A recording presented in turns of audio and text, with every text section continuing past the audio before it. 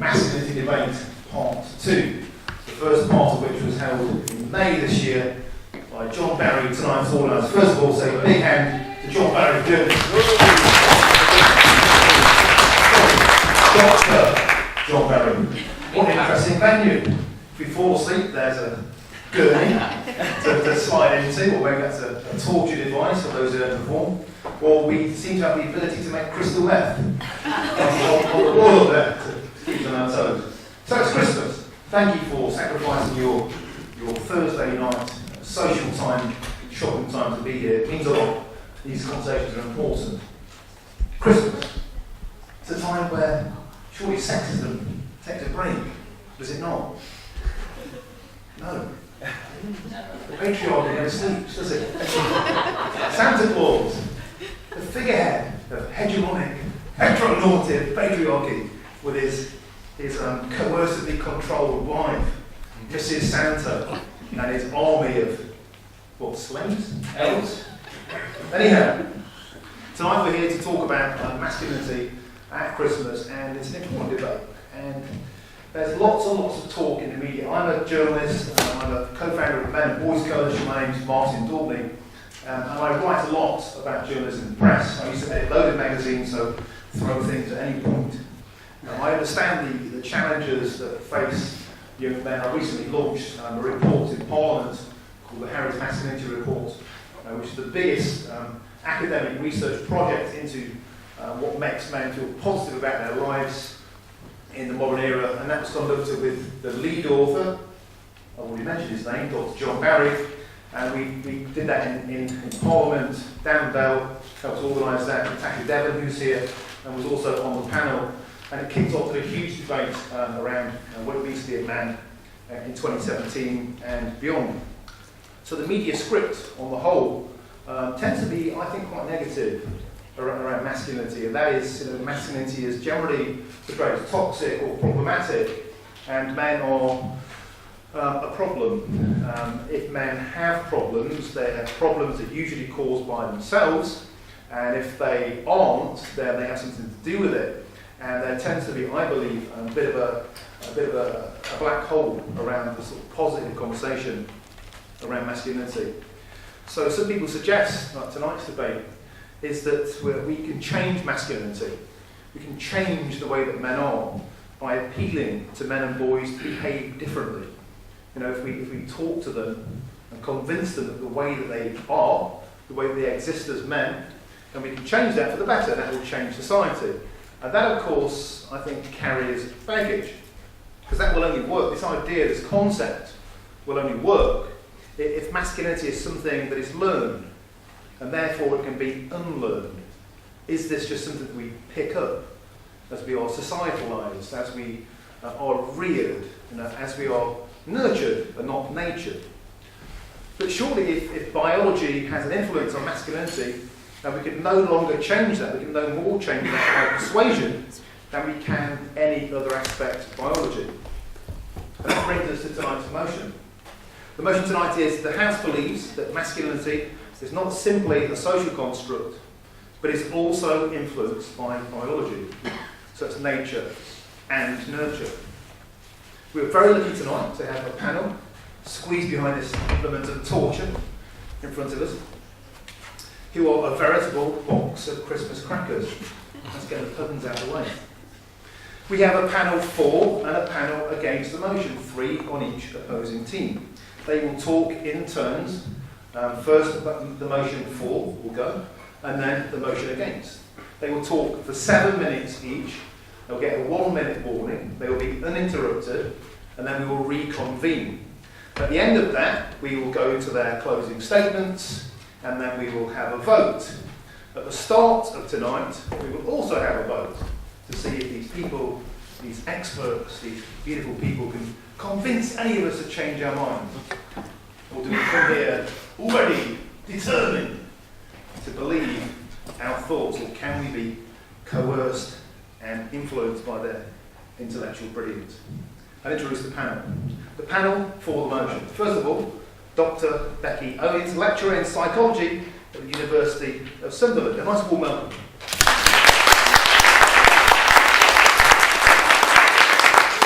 Dr. Owens is also a fellow of the Higher Education Academy, and her main area of interest is evolutionary approaches to psychology. Next we have Dr. Brenda Todd. Dept, hand of applause. Dept, a developmental psychologist and senior lecturer at the Department of Psychology at City University of London. Brenda has held a lot of attention recently with her research into gender-typical toy preference, a contentious area of research and journalism, in children as young as 9 months old. When I read this, it's a fascinating report. When children were placed with toys in front of them, the boys seemed to automatically choose the boy toy. Well, what can cause that? Surely that would suggest nature, not nurture. Contentious thought. And finally, the panel for motion is completed by Dr. Eli Joubert at Leeds. Round of applause. Leeds University, recently moved from the University of Surrey. Eli is a clinical psychologist specialising in psychodynamic approach. He's also a qualified psychosexologist and gender specialist. Eli was very influential in our previous debate in May. A very lively event. That completes the defence motion. The panel against the motion, where it gets juicy. Leila Wildsmith. Round of applause. Trainee counselling psychologist at Regents University of London. Leila's area of research is men's depression and suicidality, and she is due to present at the American Men's Studies Association Conference in March. Next up, the legendary Martin Todd.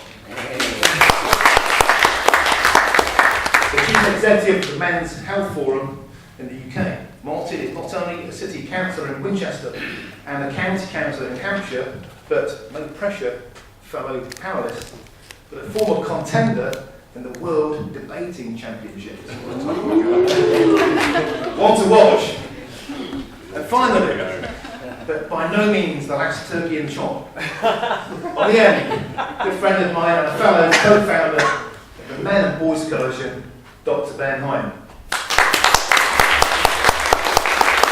Ben is a senior lecturer in psychology at the University of West London and a chartered member of the British Psychological Society.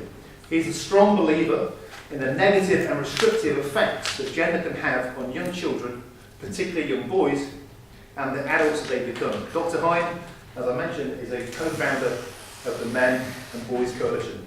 So, before we kick off, we should hold a vote. Please, sir. No worries. The motion is on the board. Is masculinity just a social construct? Hands up if you agree with the motion, please. If you agree with the motion, hands up. Sorry, can you So it just is- restate the motion? Yeah, so it, Yeah. is it yes or no? The House believes that masculinity is just a social construct. It is. Oh, Yeah, so if you believe that it is, hands up. I'm going to say, Yeah, I think Okay. you changed it around. I mean, we can all speak on the other side. That's the final word. I've got not simply a social construct, is the motion we've got. It does Is it? change it round. Don't mess with the ball. This guy, Definition here. He knows it. Cite the definition, that's the first thing. The House believes that masculinity is not simply a social construct. Oh, That's what we think. that's is changed. That's reversed the motion. Yeah. Yeah. John, you owe the script. What's the motion? I say let's go with the way we've been voting just now. We got three people who say that it's just a social construct. So masculinity is purely a result I of just our think it's upbringing. just a social construct. Yeah, We're so on that I think side. as long as we all Yeah, understand So we have three people saying that, yeah? Yes. All right. So, the first speaker, Dr. Ben. We've now. So can we take a vote for the people who think that masculinity is, to some degree, a product of biology? Okay. Well, hang on, Yeah, to some degree. Well, hang on, listen. Everybody's getting dodgy. Was it people name? So I'll give it off. can't agree before we start. I need a Well, it is actually not. Just be a vote for biology, like predominantly biology. Is masculinity just a social construct, or does biology play a role in masculinity? Yes, right. So does biology play a role in masculinity?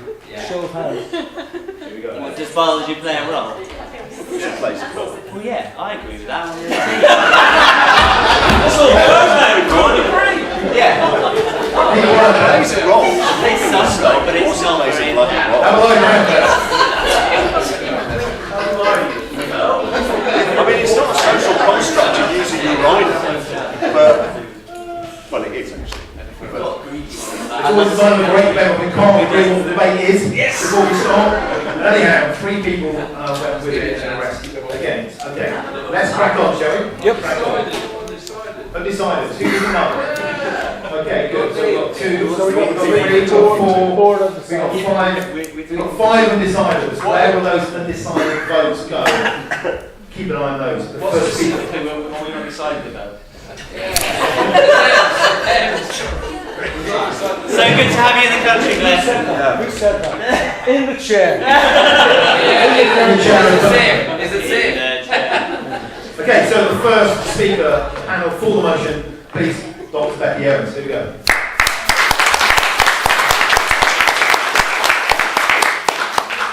Hello everyone, thank you very much.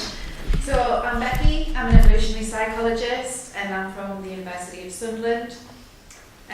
So just to clarify which side of the debate I am on here, I am arguing from an evolutionary perspective, so I am trying to think about some of the biological aspects of masculinity. So I don't know whether we're for or against, but you know where I am. So firstly, what I want to do is outline for you the idea that can we ever really just reduce any behaviour down to something that's just one thing or another? Is it just biology? Is it just a social construction? And I think not. We need to really take an integrated perspective on something that's as complex as human behaviour. So the framework that I refer to is Tim Bergen's 4 levels of perspective for explanations of behaviour. So what these are, firstly, the evolved ultimate function for behaviour. So what were these behaviours, what did they serve in the evolutionary environment? What function did they serve? Are we looking at behaviours that were adaptive in the ancestral environment? Were they byproducts of something that were adaptive in the ancestral environment? If we don't understand what a behaviour served in the ancestral environment, how it responded, I don't feel like we can ever really get a full explanation, a full understanding of how that behaviour will respond to various stimuli in various environments. So that's one perspective, looking at the ultimate perspective. We can also look at phylogenetic evidence. So we can look at comparative evidence, we can see evidence of how these behaviours evolved in other species. And by looking at other species, we can look at how these behaviours have evolved in intermediary forms. We can see evidence of them serving in a similar kind of way.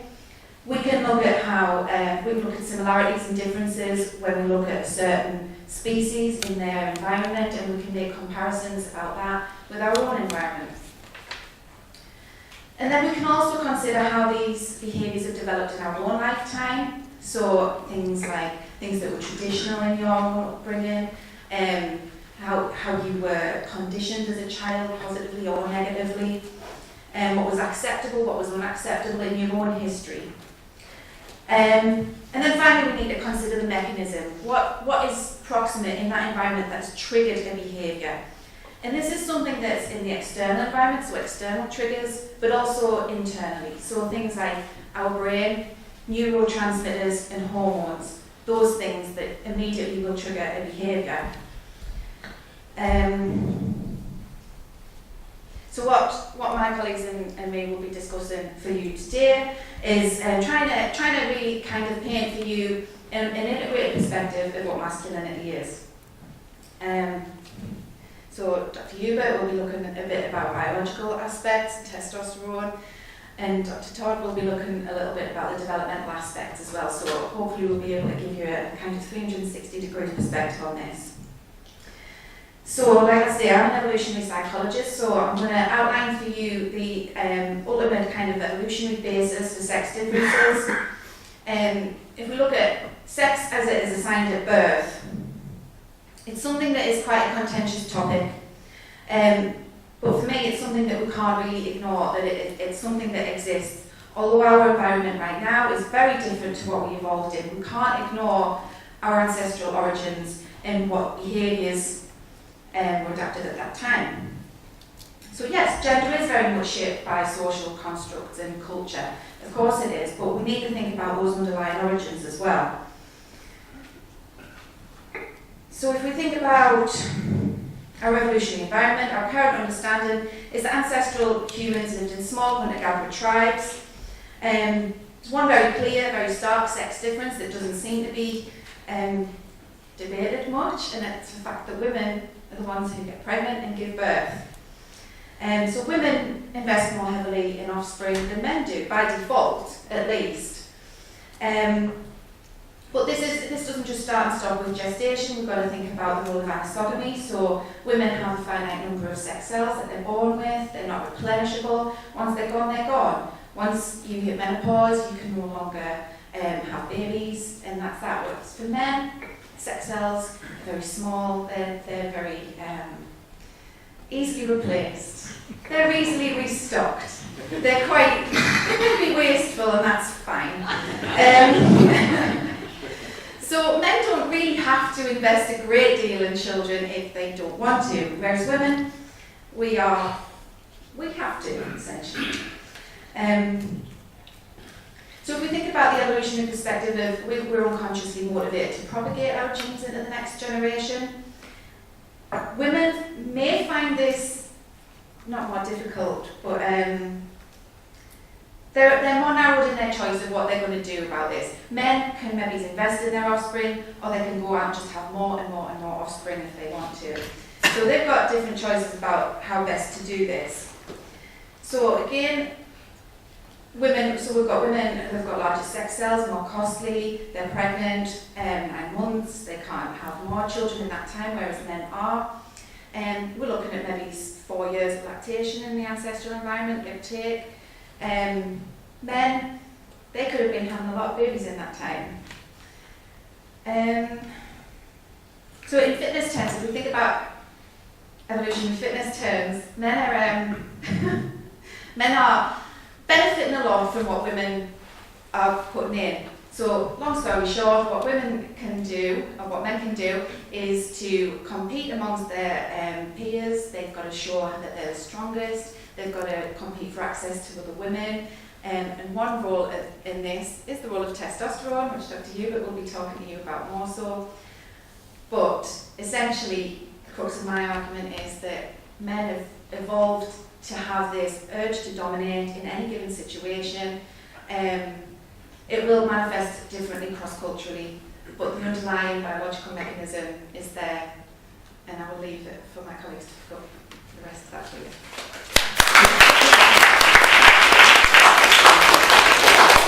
We learned that you turned Benzel tonight. You're very wasteful in your usage of small sex cells. Very clever way of saying you're a wanker. Okay, so now the first panelist, please. Against the motion, let's welcome Leila Wildsmith.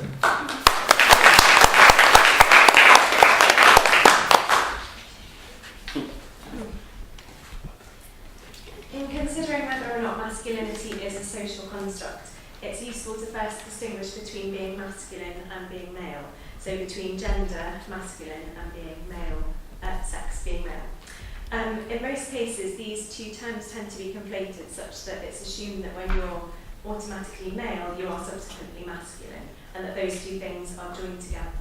So what I'm hoping to do through the course of my 7 minutes is to prize those two terms apart and to consider what happens when we separate the sex, being male, which Becci has started to talk about, and I'm sure the other panellists will share in much more detail than I have any knowledge of, and if we look at masculinity as a social construct. So I agree that being male is a sexual biological difference, but the argument that I'm going to make is that masculinity is a social construct, so the qualities and characteristics associated with being male. As Grayson Perry, an artist who's interested in portrayals of modern masculinity, says, many males, being masculine, acting in a manly way is as unquestionably a biological part of them as their penis and testicles and deep voice. But masculinity is mainly a set of habits, traditions and beliefs historically associated with being a man. My particular interest in the social construction of masculinity is the way in which, despite the fact that many different masculinities could exist, there is one that has become prevalent and is characterised by strength, power and dominance. And I'm interested in the intersection in this dominant version of masculinity with male mental health, specifically how it can lead to and exacerbate depression and suicidality. So the insidious and seemingly innocuous social construction of masculinity can be seen to start from the very beginning of life. Even before birth, parents who know that they're expecting a boy begin to think of the fetus differently. So parents will describe the movements within the womb as being strong and vigorous. Sonographers carrying out scans will describe him as a handsome rather than a pretty baby. And expectant fathers have described imagining taking future sons camping and to football matches. Once a baby is born, these social stereotypes continue to shape how adults perceive and treat their children. For example, in one study of 11-month-old children and their mothers of sons estimated that they could crawl down a much steeper slope than mothers of 11-month-old girls, despite the infants actually showing no difference in their crawling ability. Parents also tend to choose masculine toys, like vehicles and machines for boys. They're less tolerant of emotional expression, apart from anger, in their sons, use fewer emotional words, and even talk to them less, leaving Rebecca Asher, the author of a really interesting book called Man Up, to conclude, from their earliest days, boys are left with no doubt as to what is expected of them. These messages about what boys and girls should be like are communicated both implicitly, such as through gendered clothing and toys, and explicitly through overt instructions. Boys don't cry. So that children quickly learn that gender is something we do rather than something we are. It's best conceptualised as a dynamic verb rather than a static noun. This is evident in the imperatives boys are given from a very young age. Be a man, grow a pair, man up.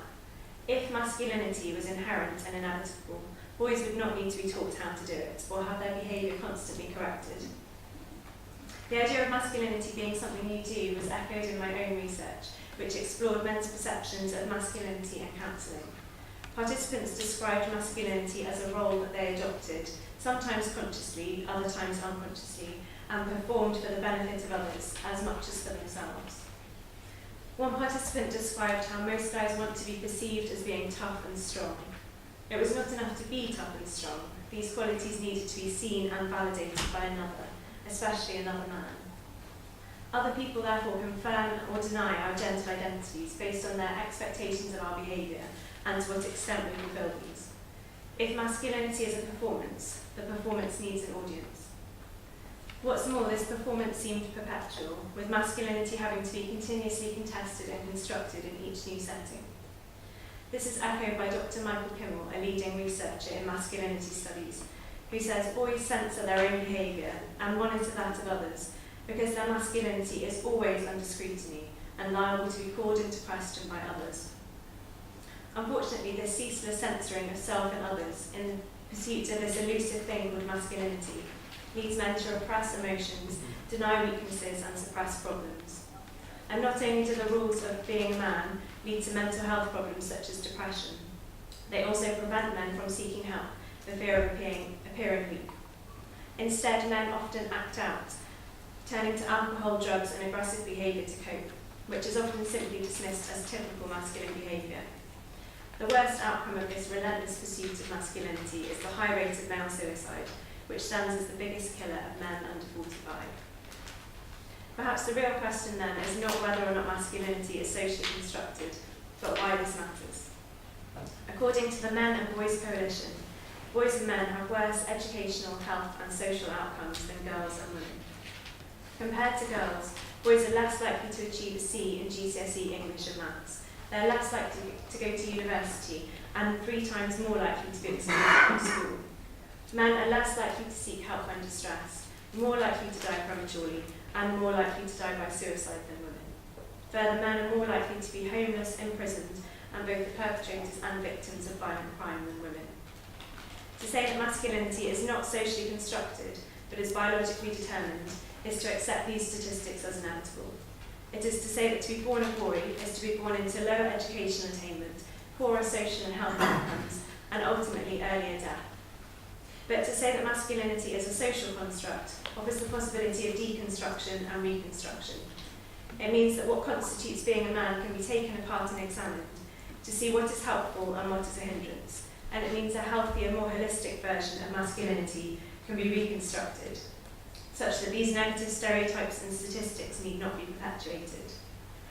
Finally, to say that masculinity is socially constructed is only part of the picture. There is not simply one version of masculinity, because it is not simply determined by a Y chromosome.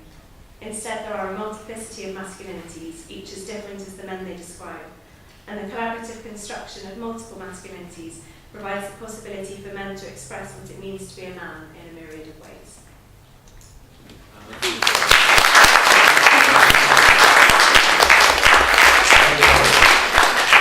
A very thought-provoking and in many ways provocative monologue there. And I saw much furrowing of brows out there, and that's the point of being here tonight.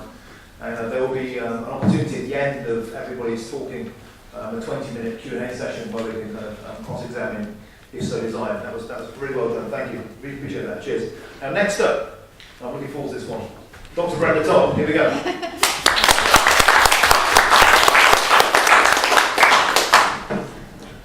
Hi, I'm very glad to be here today. I don't know which is the best place to stand. So I'm a developmental psychologist, so very interested in the last contribution.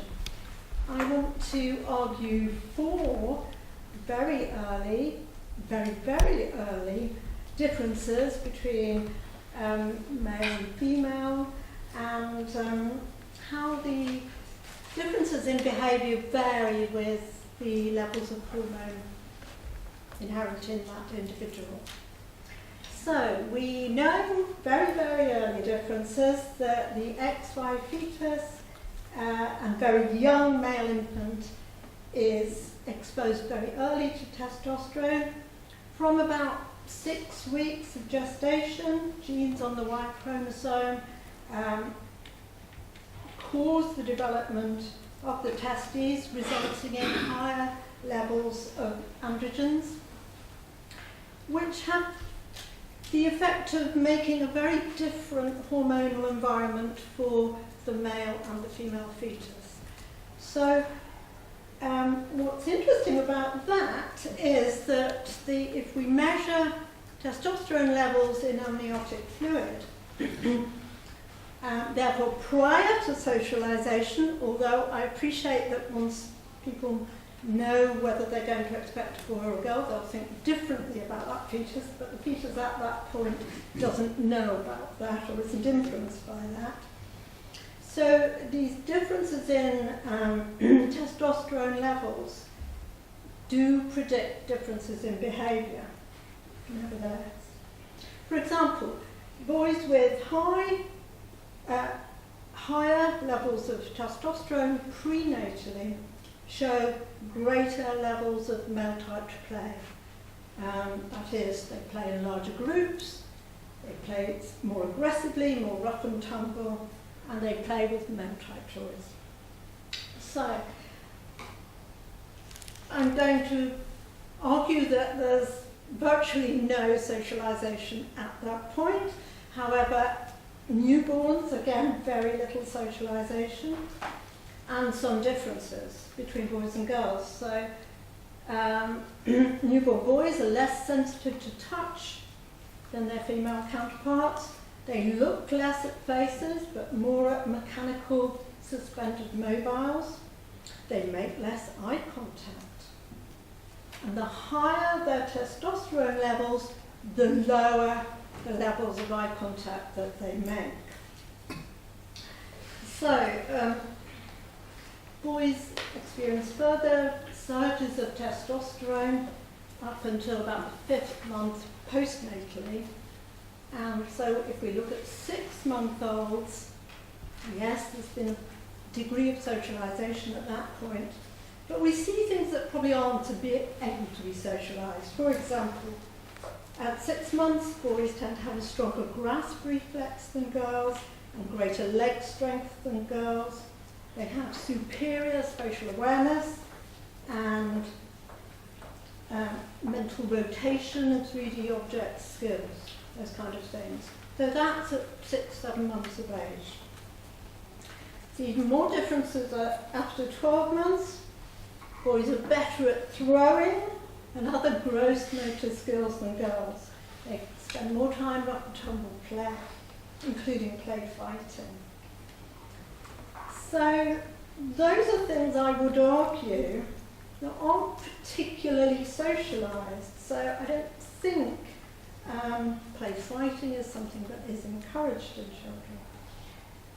And they have less impulse control. That is definitely not going to be a socialised factor. It's just something that is there. Little boys are more likely to respond aggressively to parental instruction even from 12 months of age. But overall, the most robust finding is the differences in activity levels. And we see that even prenatally, activity levels are higher in male fetus, and that carries on through those early months and years. So you could argue that parents tolerate higher activity levels in little boys than they do in girls, but I think there is a limit to that. And we see that many more boys are diagnosed with attention hyperactivity disorders, and many more than girls are. So that's not something I think is encouraged by the parents. Of course, within this area there's lots of variability, and of course in biological features there always lots of variability. But what I would argue is that the strength of the sex differences vary by the degree of exposure to testosterone prenatally and just postnatally, so prior to the age of 6 months. One of the most persuasive arguments for this, I think, is from the clinical cases. And I'm just going to talk about one just now, and that's congenital adrenal hyperplasia. One of the symptoms is excess production of the androgens, and so we see that little girls with higher levels of testosterone engage more in male-type play, and the effect is stronger the higher the level of those affected girls, just as boys with lower prenatal testosterone show less typical male-type play. So I've done some research on twist, which was mentioned earlier. I'll just briefly talk about that now. So we did a meta-analysis of studies of boys and girls who had a range of toys to play with. They had free preference. Nobody was influencing what they chose to play with. These were children aged 9 months to 8 years.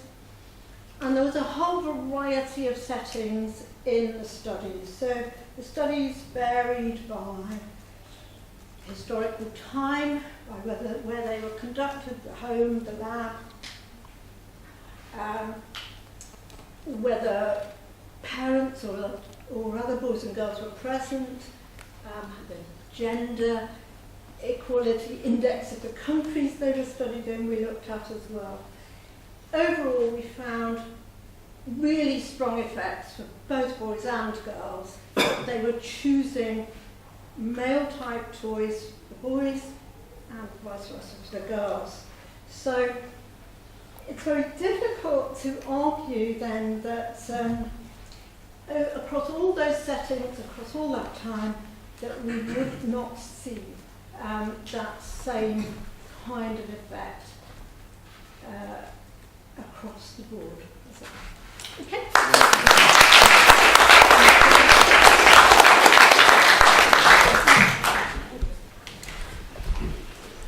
I was looking forward to that, and I hope you agree that that was really worth the wait, because as a father of a boy and a girl, I wish I'd have known that before I became a father to a boy. My boy was basically, had no interest in being tactile. He was an escapologist. He was using power tools before he was talking. I mean, accidentally, I hasten to add, he was picking them up, and he was such a doer, had no interest in socialising with me, and I found that really confusing and hard to handle as a dad. Hang on, I thought the message we were sold was that children love you unconditionally, immediately. And when that didn't happen with my son, I was like, what the hell is this all about? And then when my daughter came along, back to echo your point, Leila, I fantasised about camping with my boy and my girl. And my girl, who's 3, is quite a tomboy because she picks up my boy's toys and she wants a sword for Christmas. So I'm seeing both sides of this. It's fascinating. Okay, so next, and I just had a whisper in my ear, this is going to be a bloodbath. Martin Todd, here we go.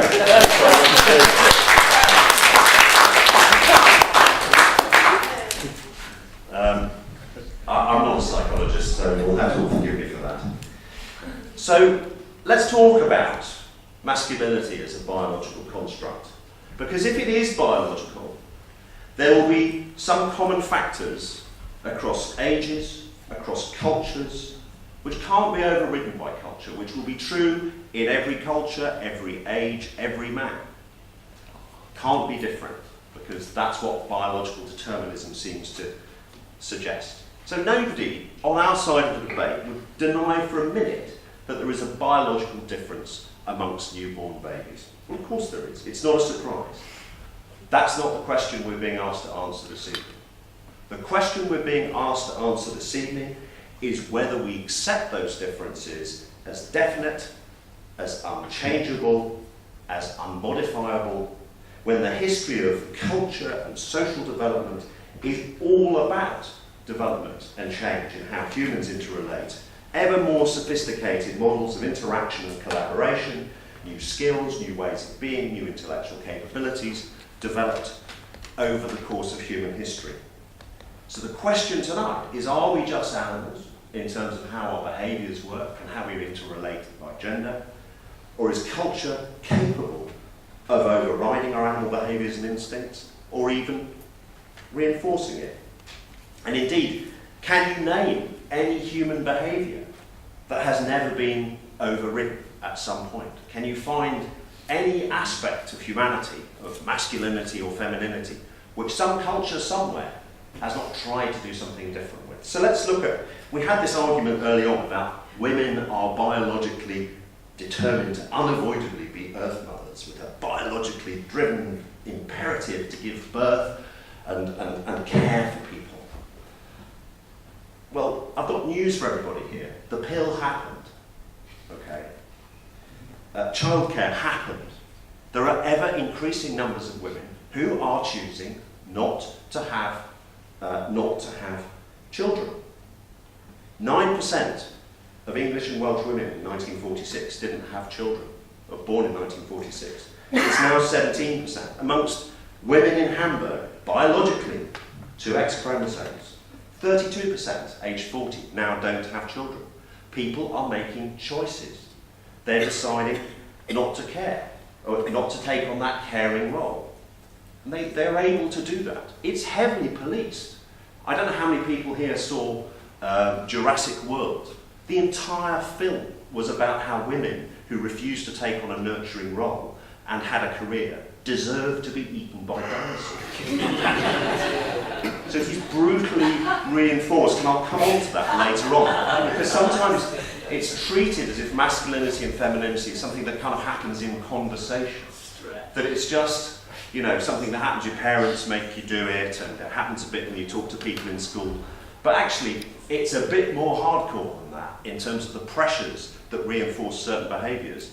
And that's also what makes it harder to change over time, although it is changing. And personally, to take something that I know a lot of people here care about, I'm not prepared to accept that Earth model Earth Mother assumption that says that biological determinism should mean that men are automatically the ones that lose access to children. That might have been acceptable 50 years ago, but it's not acceptable now. I think people need to be able to change that, to be able to take on new roles, and that men, for example, should be allowed, and they should not be reinforced, and many men want to do this, to take on nurturing and caring roles. And if you accept biological determinism, you're effectively saying, you know, deep down, that's wrong. That shouldn't happen. And I'm not happy to be on that side of the argument. And there is enormous variance in terms of how men express themselves. And this changes over time. So we've heard that girls outperformed boys in education. Well, they didn't when I was at school. We outperformed girls quite dramatically. And in my dad's generation, it was even more dramatic, the difference. And what's changed in the last 25 years? Is it my DNA? Have I got different DNA to my dad or to the children today? Well, no, I haven't. What's changed is conscious social construction of how we design our education system. And suicide. The figures are really shocking in the United Kingdom. 3 times as many men as women die from suicide. Appalling. Is it biologically determined? Here's a simple challenge to the other side. If it's biologically determined, why do more women than men die from suicide in China and Bangladesh? Because your biological model says that shouldn't be possible. And we're talking about a major proportion of the world's population now, where it goes the other way, that women die more often from suicide than men. And there is, and it's important also that, you know, not to just get into there are these common factors that affect all men. Now, suicide is another one that we need to be honest about and confronting on this one. So we hear a lot about male versus female suicide, and rightly so. But did you know that as a man who is a, quote, manager, director, or senior official, that my likelihood of dying from suicide is about the same as that of a woman? Because actually, there's a 3-to-1 ratio between unskilled manual workers and people who are in the professions in terms of suicide rate. So huge social factors in there in terms of driving those differences. And, you know, again, we often, in the men's health world, we love to talk about life expectancy. I'll speed up. I was giving a talk in Southwark the other day, and there's a 5-year difference in life expectancy in the London Borough of Southwark between men and women. There's a 9-year difference in life expectancy between men in Camberwell Green and men in Dulwich in the London Borough of Southwark. Huge differences between men in terms of their experience and how that's expressing in their health.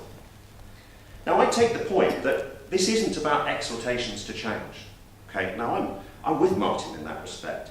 This whole man-blaming, all men need to do to ask help, etc., etc., etc., it's all bullshit, basically. Yeah. Because there are massive, massive, massive pressures that force us into these roles. So one classic, men don't go to the doctor. And it's true, men don't go to the doctor as much as women until they retire, when they go just as much as women do. And actually, when you look at it, yeah, I'll just finish up. When you look at it, you'll see that it's policed by the fact that men who ask for help with mental health in the workplace earn less. People who show that they're not reliable in the workplace earn less likely to be promoted, more likely to be made redundant. Men are taking these decisions about going to the doctor and working hours for hard, concrete, practical reasons, because they're being reinforced in that by other people. So I believe that things can change. I believe that we can create new forms of masculinity. And if you back this motion, you're opposing those of us who believe that that is and can be and should be possible.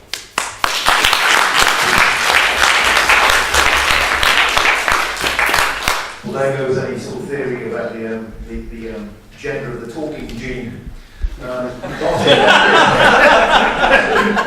Thank you for your eloquent input. He said it was going to be a bloodbath. I had no idea it was going to be about decapitating the voluntary childless women via the medium of dinosaurs. So, the final panellist in favour of the motion is Dr. Eli Joubert. Here we go.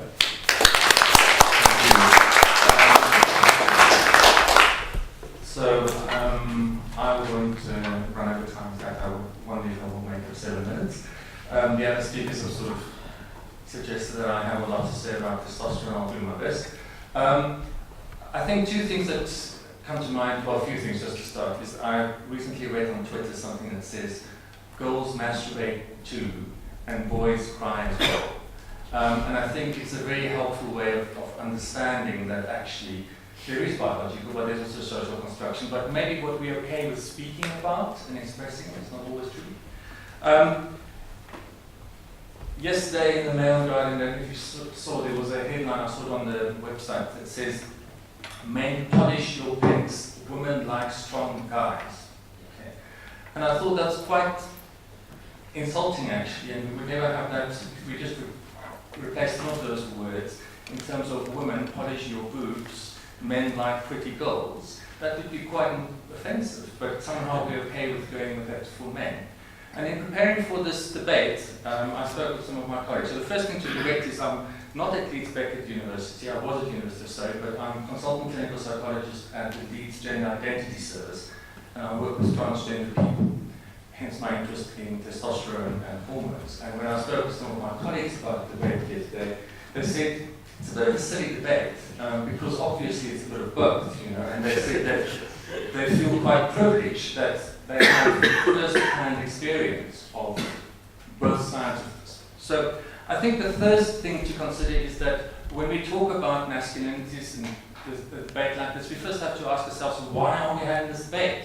And I think the reason is that it's sometimes a bit difficult for us to just think about men and masculinity, and it's so easy just to make men bad and negative, and there's nothing good about men.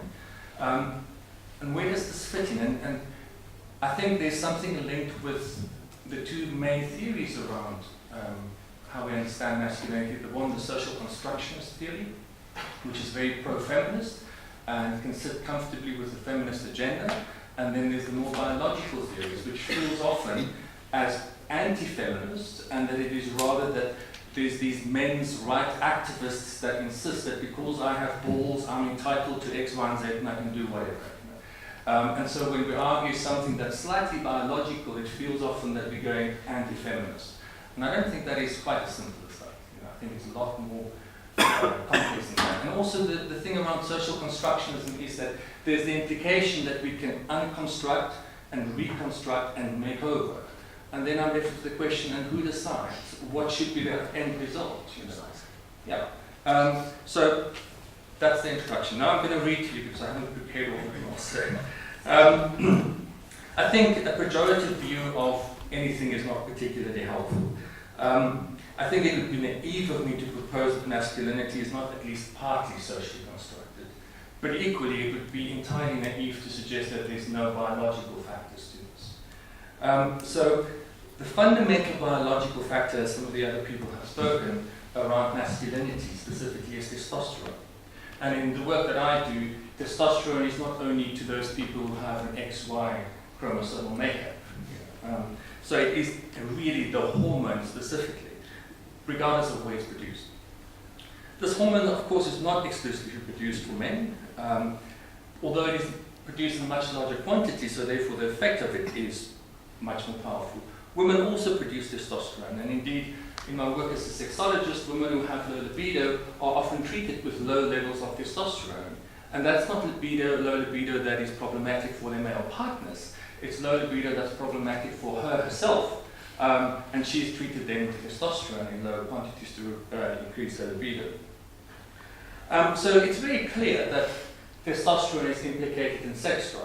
You know, and the work that I do with trans men, and typically I think it's a more realistic or there's some research evidence in older people, so trans men who only transition after the age of 40, so they would have lived as women up to the age of 40, say, I'm horny, doctor, okay, and that is when they get testosterone, suddenly their sex drive increases dramatically.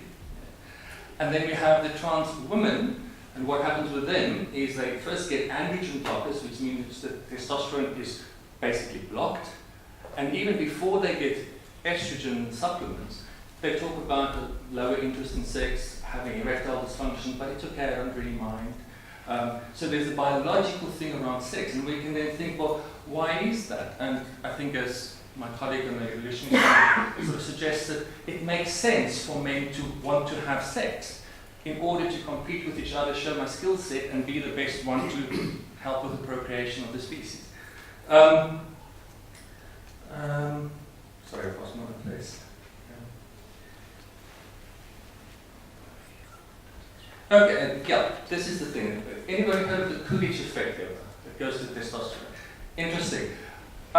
It comes from a joke about I think it was the 20th President of America, President Coolidge, who went to see some chickens on a chicken farm with his wife. And when they were on the farm, they were split. And so Mrs. President went with one of the farm people and saw a rooster mating with a hen. And she asked the farm guy, does this happen only once a day? And he said, no, the rooster actually mates many, many times. I've got 1 minute left. And she says, tell that to my husband. And then when the husband came, this guy said to her, your wife said to tell you this. And so the president asked, does he mate with the same hen? And of course the guy said, no. And he said, tell that to my wife. Okay.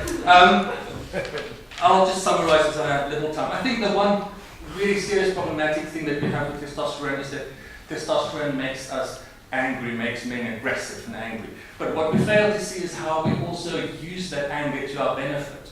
We are quite happy to send soldiers to protect us and have them blown up, and then their aggression is celebrated. And in the British military, only 9% of all the soldiers are female, right? Okay. So we're quite happy to use their testosterone aggressively when it suits us. In the same way, home advantage for sport teams. There's evidence to suggest that it is because of the territorial aspects of testosterone that men who are in their own territory when they play a sport actually perform better. And that is directly linked with both the aggression and this territorial aspect of the hormones. Do I need to finish? One last thing, with my work with trans clients, I think the important thing to notice here is how trans men and trans women behave differently in terms of emotional expression and relational qualities. So trans men want to transition from being female to being a male, and as they would just get on with it, I just want to live my life, can have a girlfriend or wife, whatever the case might be. Whereas trans women become very politicized, and they form these networks and they want to talk about things related to trans people. These were people who previously lived in the opposite gender, and the only thing that changed really in a major way is whether they do or they don't have testosterone. Thank you.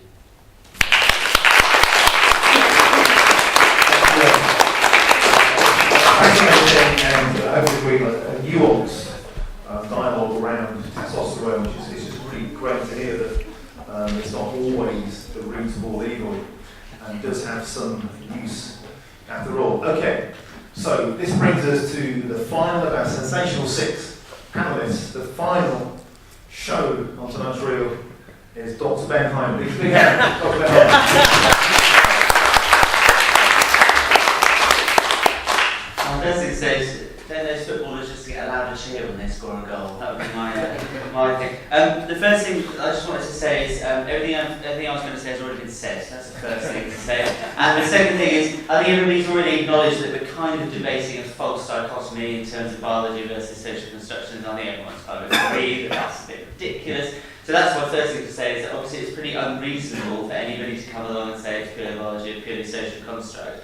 What I want to argue maybe is that, yes, obviously it would be ludicrous to not acknowledge the physical differences that are quite plain to see, even right in the room, between men and women when they're born, and as they consequently grow and they have organisational and activational hormones operating within their body. I think it would be ludicrous to not accept that. And for example, the fact that men can't have children, for example, is a fundamental biological difference, one that has caused me a lot of angst and anxiety over my life. But there is also a wealth of research that I teach every single year about the importance of the environment. And I think what happens when you get into looking at more pure biological standpoints, as we would call them, for example, evolutionary perspectives, there's been a vast literature around brain scanning that's been conducted recently, is that it's not really understanding or acknowledging enough the interaction between the environment and biology. So if you look at brain scans specifically, the brain is plastic. It is one of the most moldable organisms, amazing, but also moldable organisms that you'll see. And what I want to pick up from the evolutionary perspective is that something that we have in our evolutionary history that other animals don't, which is why I don't like comparisons, is the cognitive revolution, the fact that we place the person within the environment. So almost all other animals are dictated purely by their biology, whereas we are dictated a bit by our biology, but also by the way we interpret events. And I think that is fundamental in terms of boys and girls growing up. And when we look at things like toy choice, some of the research that Brenda presented, she said that she finds that play fighting is not a socialised construct. Well, actually, a lot of research shows that parents handle their boys and girls differently right from birth. I'm not saying that, like punting their boys and definitely facing their girls, but they are much more willing to take risks with their boys than they are with girls. And what we see very early on is the cognitive organisation of information that comes from the environment. And yes, we might have testosterone activated and operating within our body, but a lot of the time we can kind of choose what to do with it. So I might have testosterone course through my body when I hear someone arguing for a pure biological approach to gender development, and I might want to punch them in the face. But I've never thrown a fist in my life, and I've never had one thrown at me, and I hope it stays that way, because I can moderate those biological influences on my behaviour, and that's part of the wondrous human experiences that we get to shape a lot of our behaviour and take control over our environment in that way. And for me, there is a huge evidence base just in the daily lived experiences of everyone that we know. We see hundreds of different forms of masculinity and femininity every single day. And I think one of the most important things that's kind of been touched upon is that I feel it would be a very different room and a very different debate if we were talking about how biology determines the behaviour and the pathways of women. And I think it's much more acceptable, and it's been touched upon already, as is everything, to talk about men's behaviour as being rooted in biology. The other flip side of that is that I think the focus with men, as has been mentioned, is often very negative. And I really find that frustrating because masculine qualities and characteristics are not inherently negative. Competitiveness, dominance, independence, all of the things that we typically think of as masculine are not bad things inherently. I would argue that they are bad in the way that we had toxic femininity 60 years ago, in the way that pure characteristics that belong to either feminine or masculine are grouped together. And if you have a pure gender role in that sense, then it is toxic. And we had toxic femininity along with toxic masculinity 70, 80, 90 years ago, where we constructed a female gender role that was purely feminine characteristics. That was toxic. It was hugely toxic for women. It just so happens that a lot of the characteristics for men, when left unchecked, often result in things like violence and things that are more obviously damaging to others. So I think that, I could reel off literally hundreds of studies that show the importance of how parents shape the environment, how from a very early age, and again, 9 months for me is still not early enough to say there's been no socialisation there, because I've got a 4-month-old son myself. When we meet up for our NCT groups, they're all dressed in different stuff, they're all getting different visual information, and they might not be cognitively relating it to boys and girls as categories yet, but they sure, like the boys, not mine, but the boys sure as hell will see more tractors by now than the girls have, and the girls will see more pretty unicorns than the boys have, 100%. And we know from preferential looking tasks that when you give boys and girls dolls and trucks just to look at, that no differences emerge until 18 months, right around the time of cognitive categorization, when we start to be aware of these gender concepts. So what I like to say to my students, or I like to get them to think about it in this way, is the way I view this balance between biological and social constructs is, I like to view the biological aspect as a kind of kernel, a small rock at the top of a snowy hill that we start off as when we are born. We have some fundamental biological differences, including things like differences in testosterone. as we progress, right from the start, that stone starts rolling down the snowy hill and picks up all of these other things that we then associate with those biological differences that aren't necessarily there and don't necessarily have to dictate our behaviour in that way. And the last thing I want to finish on is, I would agree with almost all of my other panel members, especially on my side, that would argue that it's actually a very sad ideological standpoint to come from a purely biological perspective, because it places us in a very restrictive place, which I think is a very negative thing. And I think, again, having this debate about men is fundamentally different, because we're very much into the empowerment and the involvement and the variability of women's behaviour, but we're not so happy to have those debates. And I think we should be having those positive debates about men being more broad and being more inclusive in terms of their characteristics. So I'm going to stop there.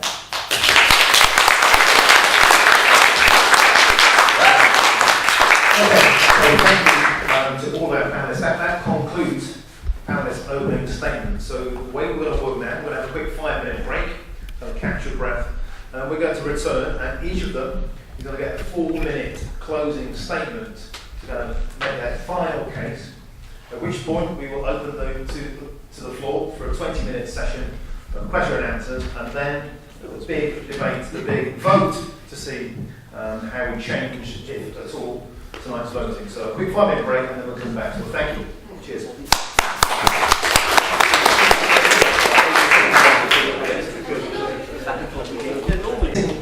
Pithy, on time, 4-minute round-up before we proceed to questions from the audience. We're going through that in the same order as the panelists originally spoke. So first up, please, Dr. Becci. Owens.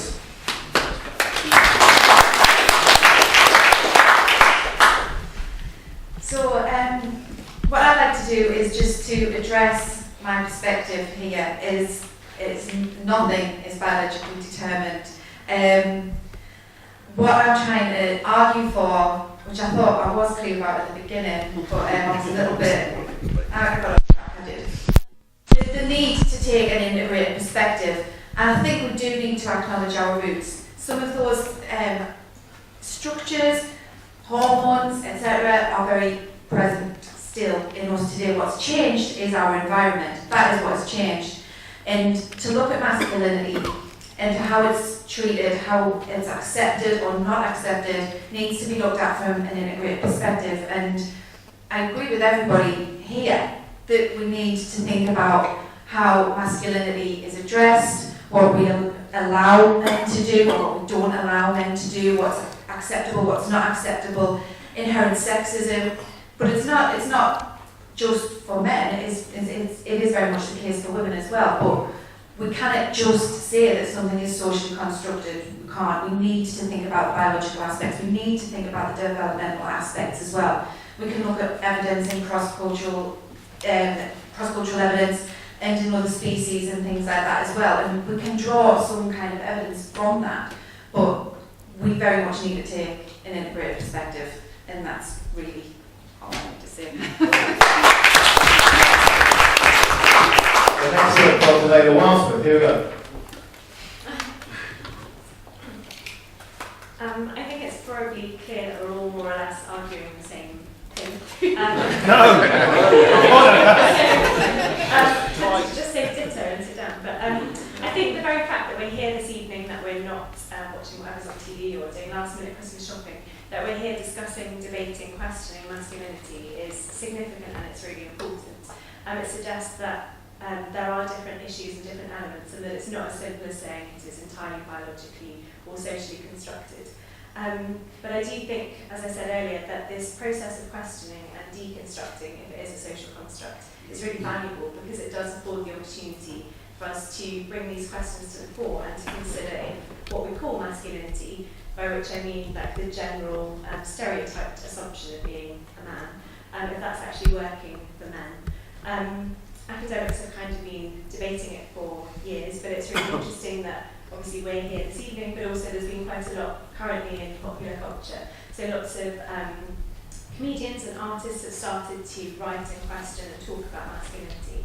And some really good books have just come out So Robert Webb, who is known from Peep Show, has written a really good book about the rules he thought he had to follow as a boy.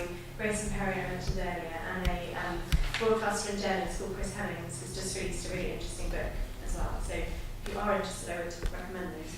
I just want to finish by saying, somebody mentioned if we deconstruct masculinity and reconstruct it, then who gets to decide what that definition is and what it should look like.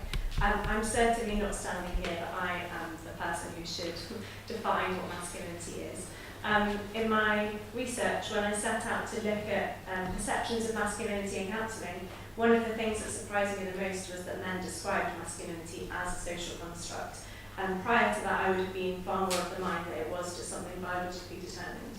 So it was through talking to male participants that that idea came to mind. And they also described this construct of masculinity itself already having been deconstructed over the last 40 or 50 years.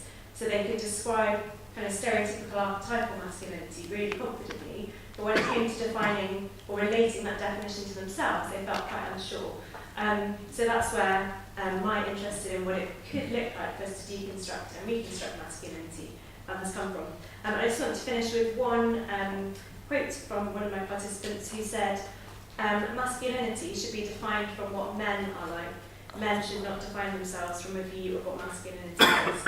And it's only through turning the tables and starting from men rather than the label of masculinity that I think a healthier version of what men often think it means to be a man can be constructed.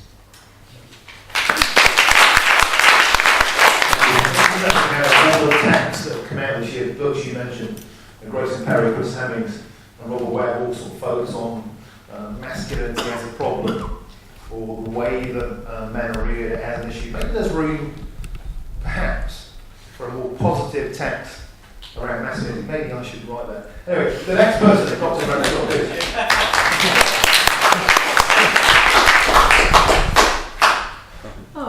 I'm just going to try and address a few points that have been raised so far, perhaps. In this one. I can't do this. Okay. So, I'm just intrigued by the idea that cultural influences, social constructs are conceived as being independent of the biological factors and differences between men and women. They have grown out of something, and I would say they have grown out of biology, and our knowledge of masculinity is based in those biological roots. Of course, that can be redirected to some extent, and that is excellent. So positive uses of being male. Of course, women have appreciated those for years, I'm sure. One point that was raised about the toy preferences was that these can be socialised from the very earliest moments. So I just wanted to remind people of the studies, a couple of studies on primates, different species of monkey, who choose exactly the same kind of toys as human children do. So, particularly one, and I couldn't believe this when I first read this study, that male rabbit monkeys, I think they were, when they were offered toys to play with, they made contact more if they were male with a ball or a truck, and the female monkeys played with a cooking pot or a doll. I imagine very little socialisation had gone on there, and there were another species of monkeys also where the males preferred to play with cars and toys. So that was just one response. I think nobody's mentioned either that kind of physicality, the embodiment of being male and female, and how that might make us naturally behave differently. So I'm thinking if I had much greater upper body strength, if I had a flat chest, if I was stronger, I might be attracted to doing different things and behaving in different ways. I might want to be a scaffolder, for example. And I think the developmental perspective also goes that way, because boys have certain physical attributes, higher activity levels, they're attracted to different kinds of things to do. They are good at those things, so they want to repeat doing those things, and they may be rewarded for doing those things. So again, a really complicated interplay between the different factors. So just to sum up then, I'd say there's no need to deny sex differences originating in biology. They can be modified over time by socialisation in different families and cultural settings. But I would say the brain is plastic. If you play with, construction toys, you'll get more expertise in that. But there are set limits to the plasticity of the brain, so that can't go beyond those limits.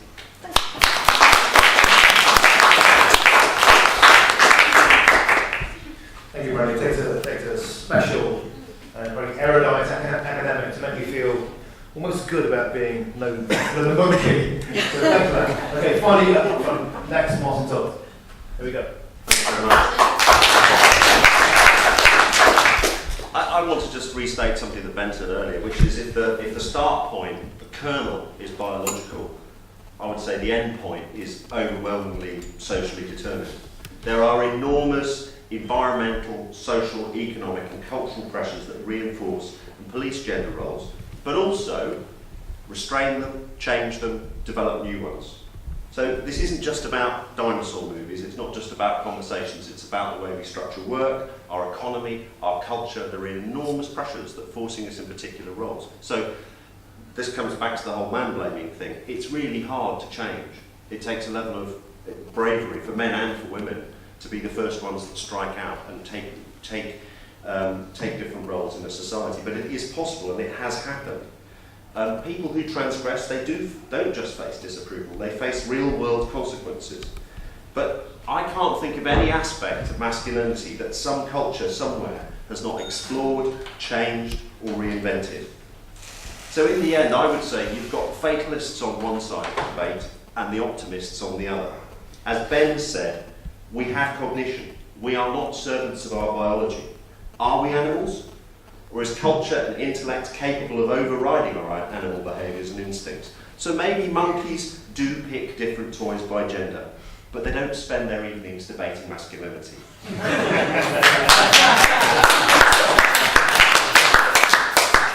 We're more than our biology. Men can be nurturing. Men can be caring. And we want to and can make that easier. Not say that it's wrong, not say that it's unnatural, not say that it's against our biology. There are enormous pressures resisting change. But I believe we can change. I believe we can give men the power to define what they want from their masculinity. And that's why I'd ask you to vote against the motion this evening.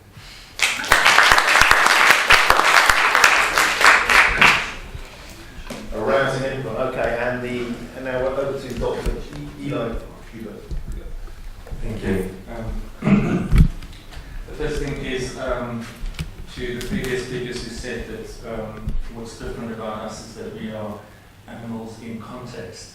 I think there's lots of studies that show that elephants and dolphins are highly cultural and live in context as well. And Captain Ruby will certainly respond to context, I can show you. So I think it's not true. Perhaps we are more sophisticated in that way, but it's not a uniquely human thing. I think no, I didn't bring my glasses, I can't do that. Hang on.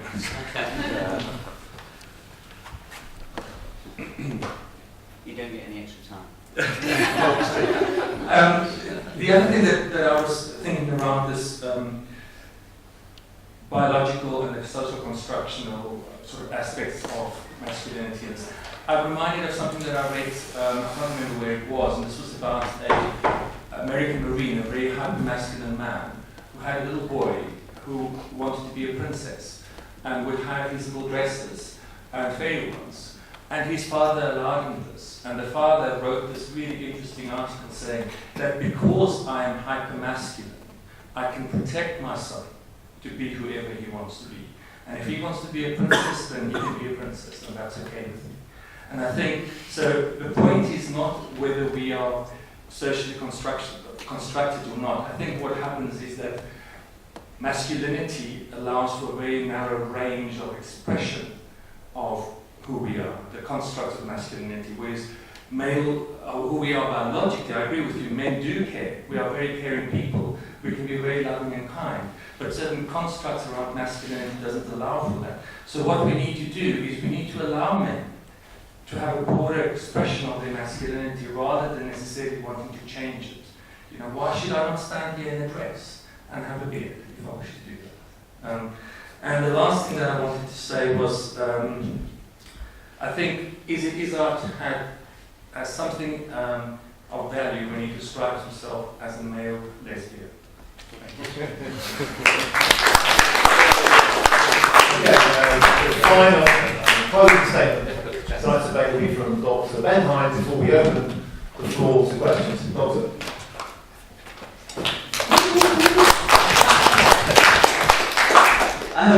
We're all doing that thing where we only obviously present evidence that supports our own arguments. It's classic. The first thing I would say is that if you want to reference animal studies and what animals do and what other non-human primates do, if you look at chimpanzees, some of our closest relatives, they are very misunderstood in terms of how the males within those communities establish alpha leadership. They don't actually do it through massive overt acts of aggression, they do it through forming coalitions, through social bonds with other animals. So to portray us as just a souped up, super aggressive version of another animal, I think is a bit reductionist.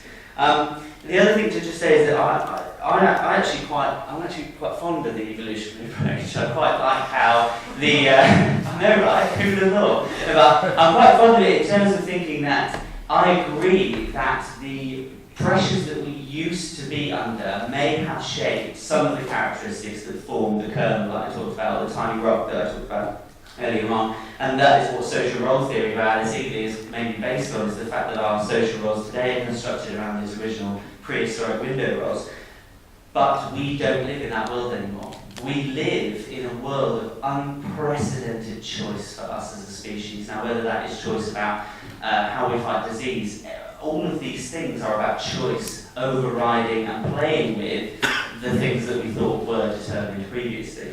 And too often, the choices that we should be affording and that we are starting to afford in a very big way to women, not restricted in terms of their biology, should be afforded to everybody. So what I would leave everybody with is saying that men, and as we are doing tonight, we need to have this debate about masculinity, about men, and the fact that we are doing so is a very important step. And the last statement I will leave you with is that, from my perspective, we need to acknowledge the rock, but let everybody make their own snowball.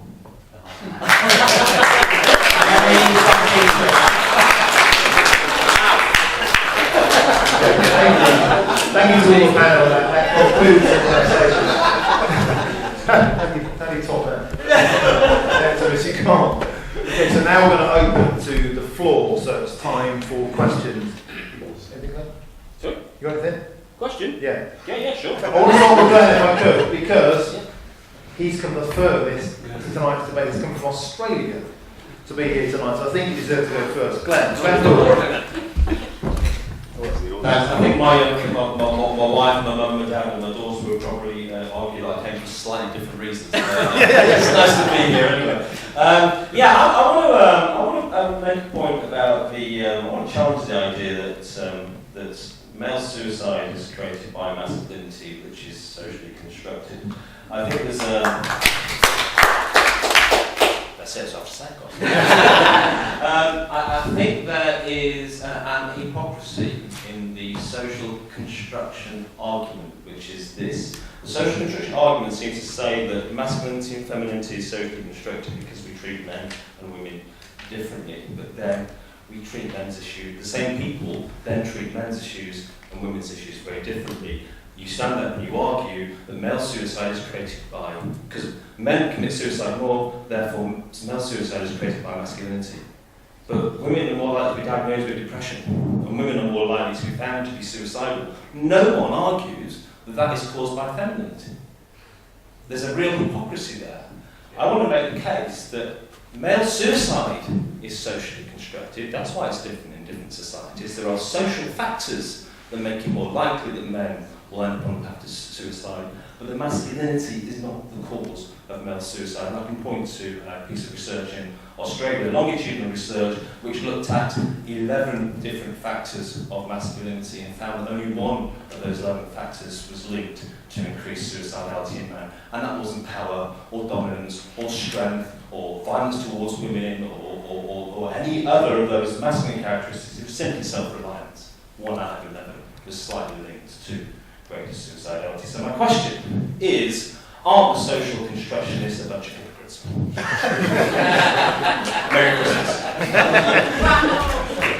Who would like to answer that? China. That's not an answer. Yes, right? it's You not. want an answer, please. Sorry. You would like to have a debate from the. What's an answer, China? I mean, he asked a question whether social constructions are hypocrites, right? And you said Well, China. I think. Okay. I'll take the point about. I'll take the point about are they hypocrites?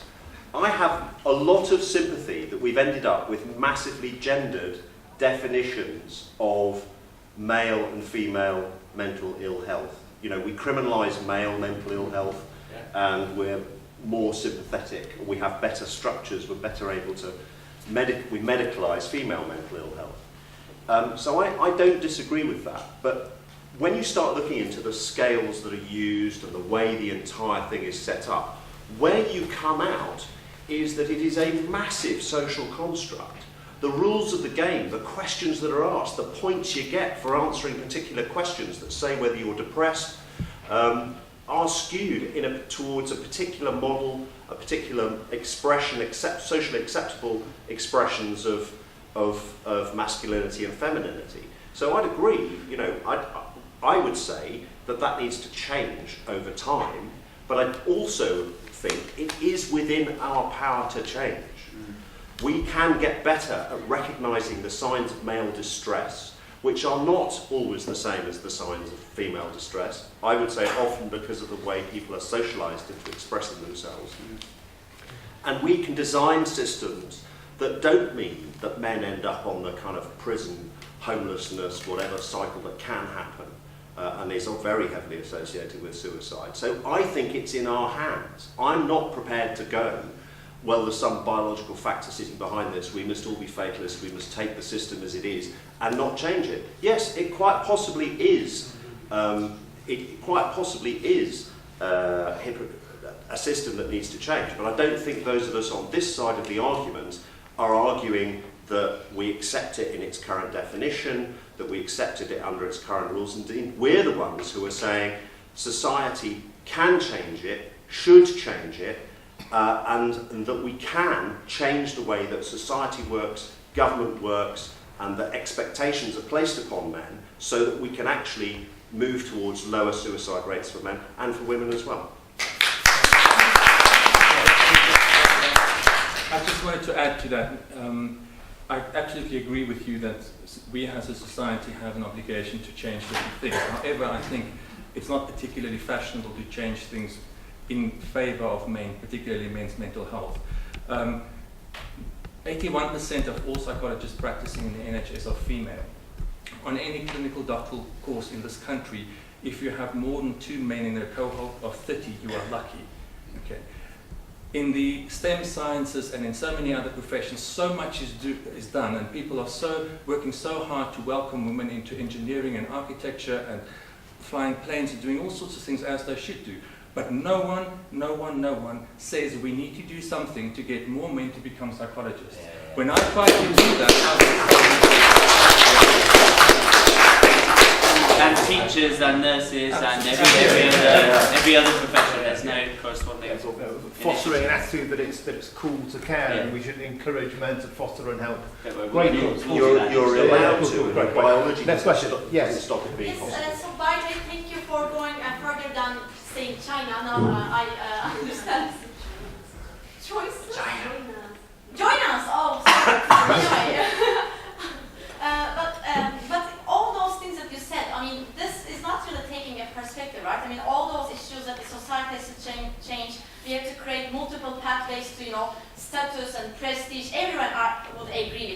both the social constructionist side or the evolutionary side would agree with that. So, I mean, throughout the debate, what I kind of realized is that you guys are actually handling similar issues. You know, like the issues are there. These are social issues.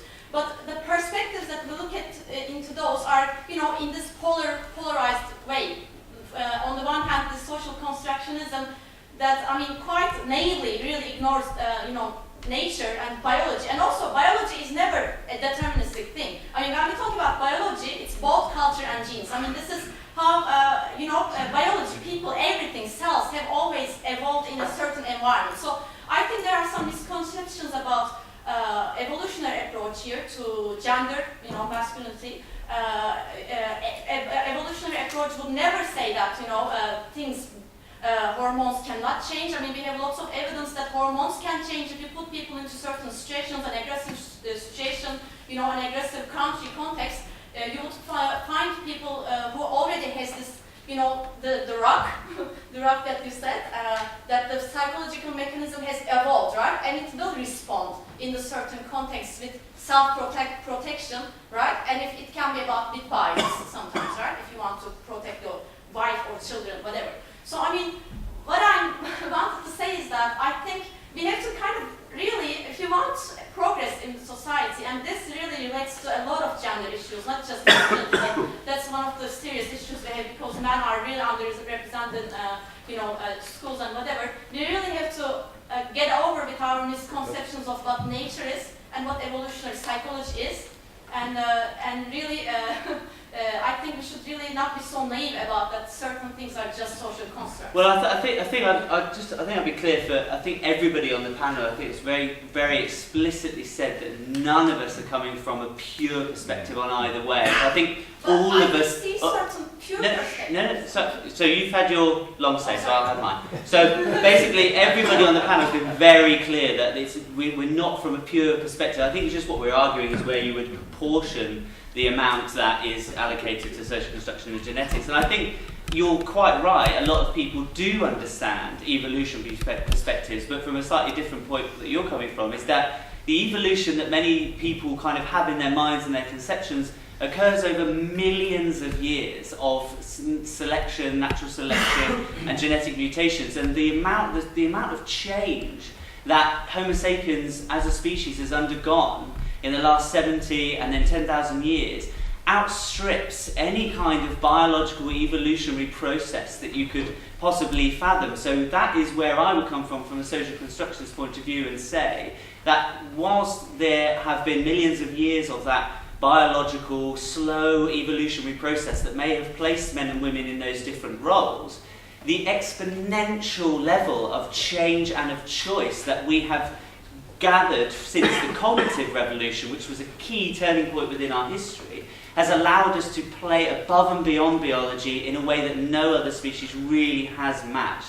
So I think that would be my main perspective in terms of the social constructionist approach, and saying that I'm not naively ignoring biology. I hope I was clear about that. But it's about saying that I believe that the responsibility of those long-term evolutionary processes over our behaviour is actually much smaller than a lot of people would give credit for. Yeah. Brenda, said that it's you need to pick one perspective, and that's what I meant. I would agree. That's why none of us did it. Let's move on to Brenda, please. That biology does adjust to the situations that people are in. So when people have higher status, testosterone levels rise with that status. When men have new babies, their testosterone levels fall as a protective act to those babies. And so biology works with what's going on in people's lives. And I think also, I agree that with people who've spoken about men should be encouraged to nurture more. And the point is that there's a lot made of getting girls to play with construction toys, for example, to be skilled, spatial awareness, and become architects or whatever. There's so much little persuasion to get boys to play with nurturing situations, dolls and so on. Okay, one But more. men are brilliant nurturers. They just maybe do it a different way, more playful way. Next question. Samir? Thank you. Yeah, I'd like to pick up something that you said in your 4-minute recap. I think you asked where these social constructions come from, and you said it must be biology. Well, I'd come from a different perspective. I was one of the 3 in the audience who put my hand up and said, yeah, social construct. And it's not because I think human behaviour is not affected by physiology. I know if you pump a human being full of testosterone, their behaviour will change. We all know that. But the behaviours which we group together and call masculinity are not necessarily the ones that are produced when you pump someone full of testosterone, and the behaviours you get when you pump someone full of testosterone are not always ones we consider to be masculine. So what we've got here is a Venn diagram of the things which we consider to be masculine, and then we've got the things which are produced by different physiology in men and women, and they kind of overlap and they're similar, but they're not the same thing. And to come back to your question of where does it come from? Why do some things which come from testosterone get absorbed into the whole of masculinity and others are quietly shoved to one side? The answer is politics. They're like, throughout thousands of years of human evolution, our society has advantaged certain masculine traits, and they said people who show these traits will be rewarded with respect and power and hierarchy and influence, and that's economic, it's political, it's social, and that is society exploiting our biology to create a political society. It's not masculinity. And can I put that back to you for comment? Well,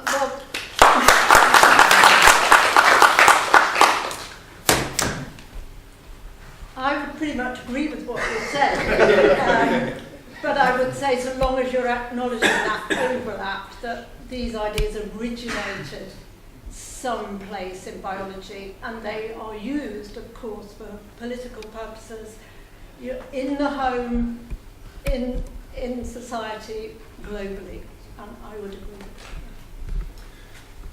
Okay, to be gender equitable, boy, girl, boy, girl.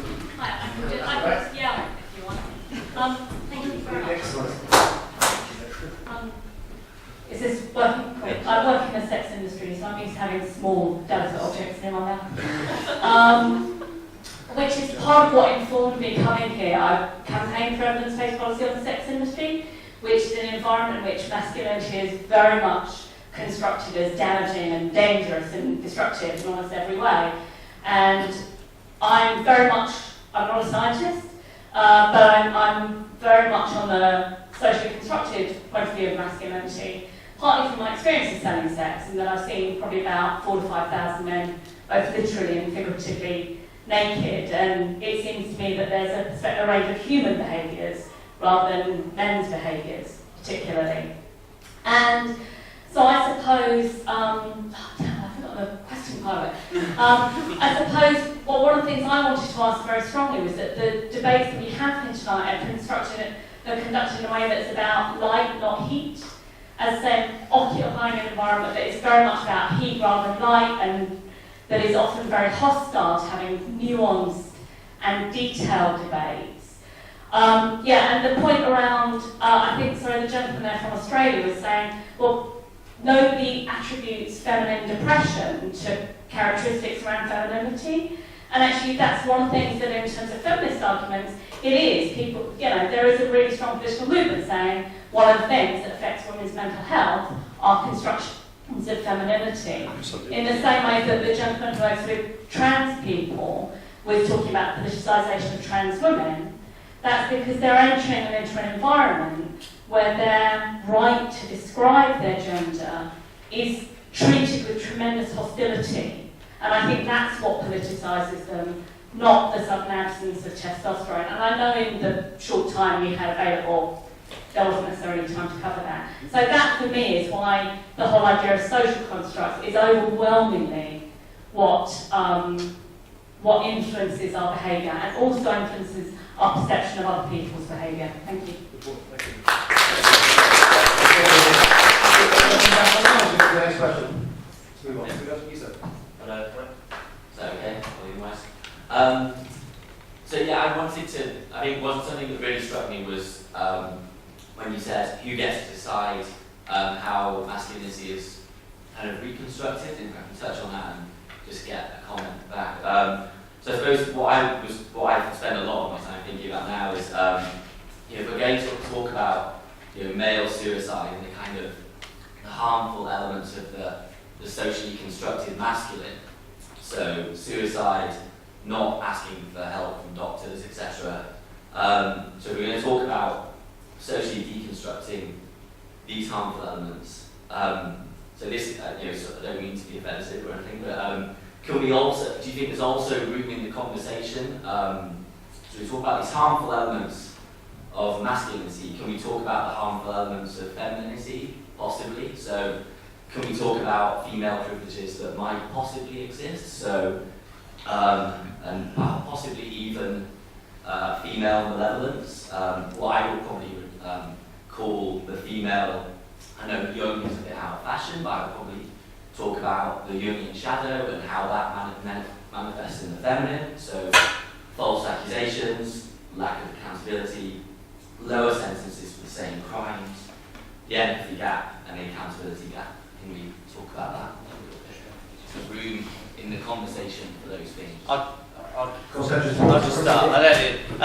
I think if we're going to be very kind of calm and measured and intellectual about it, we need to acknowledge that privilege is not a dichotomy. It's not something that one group uniformly has and another group uniformly doesn't have. And if we're going to be mature about it, then we definitely can acknowledge elements. And this is why I used the term earlier about toxic femininity. I mean, it's not very popular. But we have to have those. We have to have those debates. I mean, the fact that the women are overwhelmingly the ones that are awarded custody, regardless of the context, and the fact that we've seen a raft of cases where female domestic abusers have simply walked away from court. So I think the thing for me is that we're not really looking. I don't even think we're looking to socially reconstruct masculinity. There are a set of traits. We're not redefining what those are. We're hopefully redefining the debate about who can do them and what balanced and healthy individuals and profiles look like, and the fact that we're constructing a world.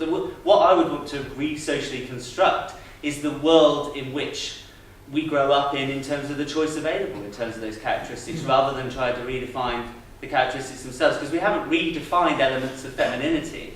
We've redefined what it means to be a woman in the female gender role and the choice you have within that. So for me, that's the debate I want to have. It's not necessarily on what's masculinity. Is there toxic masculinity, which I think toxic masculinity is one of the most unhelpful phrases that there is in society today. I think what we need to think about is how all of those traits can be taken positively and negatively depending on the different contexts, and that's what Sandra Ben talked about, is context-dependent androgyny. I think that's what we should be encouraging in everybody in order to make our way in the world.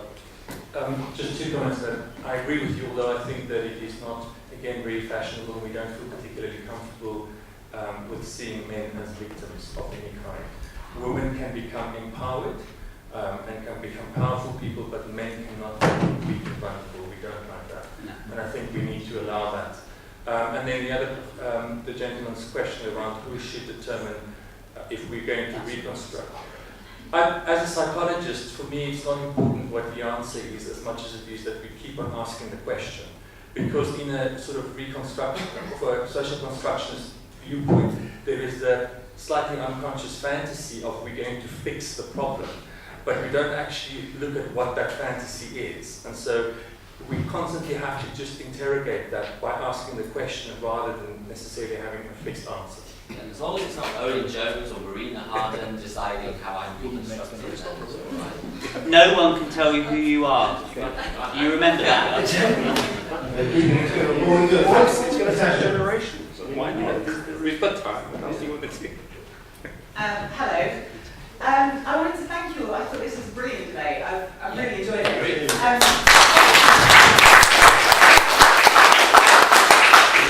just wanted to challenge one thing. So I work in schools and I have worked with about 100,000 teenagers, roughly half of which have been male. And I regularly and I want to challenge this notion that men don't talk.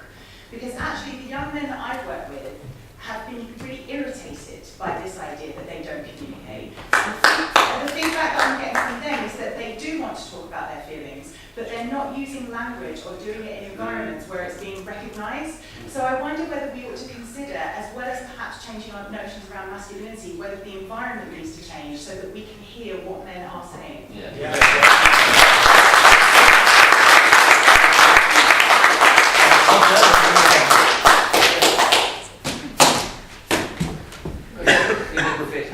Thank you.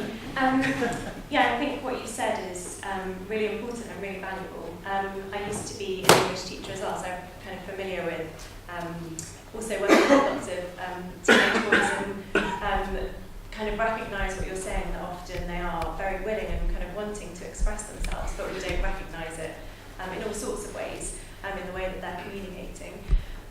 Excuse me. And I think also the point that you made about kind of almost reconstructing or reimagining, whatever word we want to use, how we hear what men are saying is really valuable. So my current research interest is looking at, aside from psychology and counselling and kind of labelled services, how lots of male or men-only kind of community support groups are springing up all across the country, which is a space where any man can just show up and talk. And that sometimes that's just talking, sometimes it's based around an activity like football or DIY, that sort of thing. And I think there's a lot of room for those kind of like services or approaches to be actually brought into mainstream psychology or health services.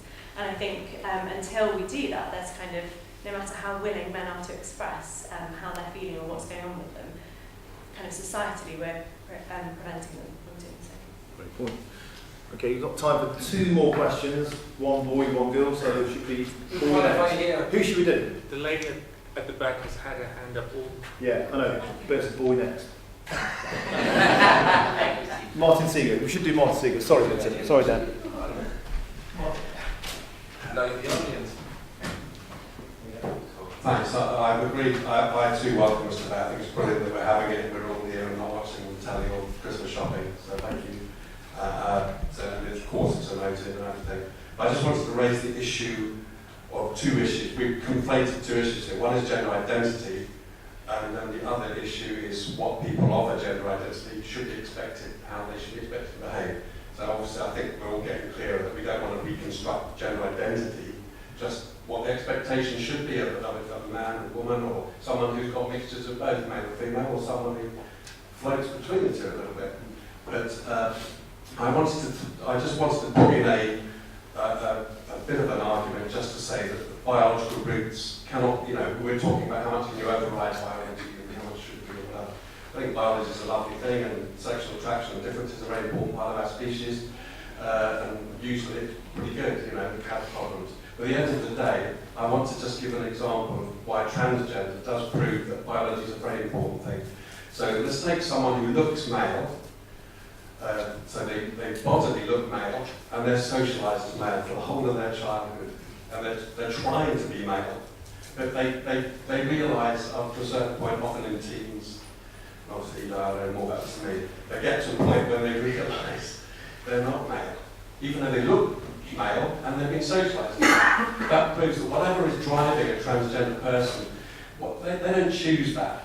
Because if you could choose your gender, you'd love to be male, because you look at it and everyone's telling you you're that. So the point that you have to fight against the very thing society is telling you are, and that you look like, means that the part of you that's female must be biologically based, because everything is socially driving you to be what you look like, and you're willing yourself to be male. So transgender is a perfectly good scientific example of why the biology of gender identity is very important. Again, that's a separate issue from what we should expect boys and girls to be doing. We do need much broader choices, but at the same time, we must never forget gender identity is rooted in biology. You wouldn't tell a homosexual person it's socially constructed. People who are homosexual think, God, that's who I am, that's my nature. And anyone who tells me a homosexual person is socially constructed, you can't tell someone their gender is socially constructed if their sexuality isn't. So we need to get clear, we've got to separate gender identity from the width of the roles that we attach to those gender identities. Thank you.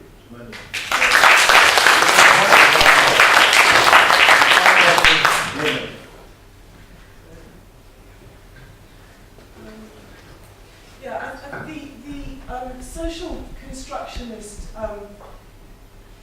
debate, or this is not debate, the social constructionist point of view seems to get a lot of mileage out of the fact that masculinity is regarded as very problematic. But it seems to me that to the extent that masculinity may possibly have become more problematic than it is, it's precisely because we have ignored the biologically constructed elements. So, for example, providing and protecting is, let's say that is something that goes all the way back, that is embedded somehow in our evolution, and that as a social structure which enables men to provide and protect actually feeds very well into their sort of biological construction. And what we've done in the past 50 years or so is so completely deny this biological, or that there is any biological element, that all we've left for men is a more negative, perhaps the more dominant oriented way for masculinity to come out. So the very problems that we have with masculinity are precisely because we've been denying the biological element. And I also think this idea that men have themselves said their masculinity is socially constructed, that in itself is a biological fact. So, for example, femininity is more rooted in biology. We give birth, we can recreate ourselves in a sense wherever we are.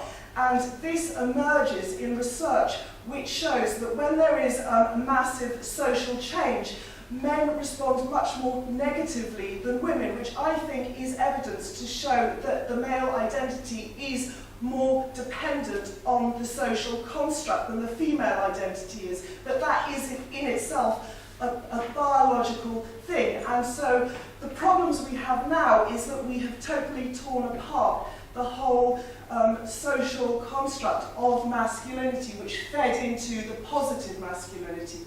So that is my question is, what do you think?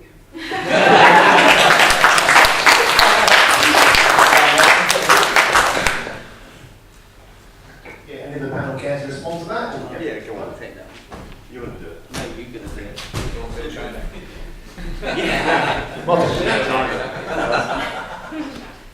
I guess the question is, what's our response to that? Because if we're saying that we're driven by our biology, if we're saying that the only natural society is one where men are men and women are proud of them, then okay, we can conclude that. It's not a vision that I share, and I'm not sure that it's even achievable. And so I come back to the point, and I thought some of the points that you were making were quite, kind of went in both directions. I wasn't entirely sure which side of the argument you were going to end up on. Because if we take this point of saying a society where men, don't go out and slay wildebeest with their bare hands every morning is inherently one where they're going to be unhappy, well, we're pretty doomed actually, because I don't think we're going to go back to that world. We have to deal with the world as it is and how we go forward from here. And I think there is plenty of evidence that we are moving to a world where we don't describe things as unnatural and say, therefore, you can't do them.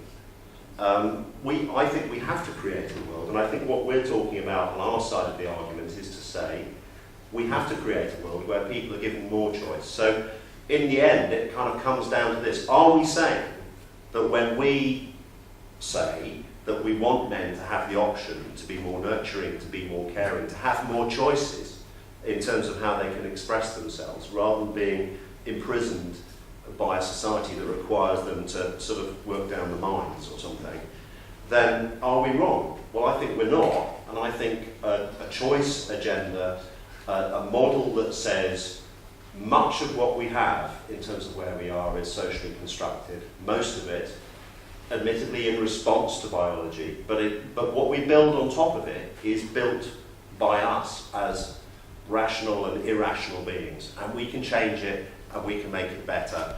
And that's, in the end, I think, the optimist side of the case that we're making on the opposing side of the motion. But won't we make it better if we take into consideration the biological elements when we try to make those changes? Well, I mean, I'm not sure we will. No, I don't think we will. What? So, you know, Then there's no progress. I mean, Bloodbath. Here it goes.